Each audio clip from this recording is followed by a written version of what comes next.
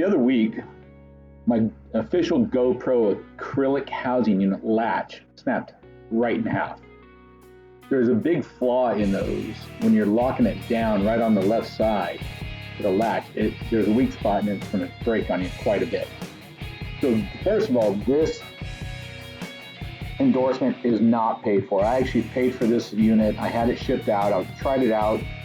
I've had about 10 dives on it and I love this thing. It's amazing. It comes with 2 cold ports, heavy duty, rated for nearly 300 feet. It's like 286 feet deep. Before we go any further, I actually bought this unit. This is not a paid endorsement or commercial for FitStill. I actually paid for this out of my own pocket. Here you can actually compare the difference in clarity of the lenses. On the left is the Gopro housing unit, on the right is the FitStill.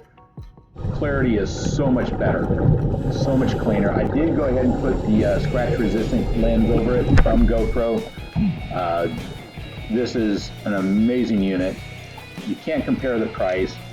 The replacement acrylic unit for Gopro was close to $50.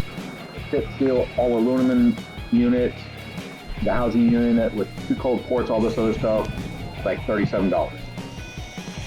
If you're thinking about going with Gopro, do not buy their housing unit. Go with this FitStill. You can't go wrong with it.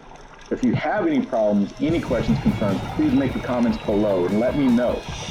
Here we are on the USS Spiegel. We're about 80 to 90 feet down, and you can see how clear it is. Here's a little front page for it saying 37 bucks basically. And it was a great dives. It's amazing dives. Thank you for watching. Make your comments. Let me know what you think.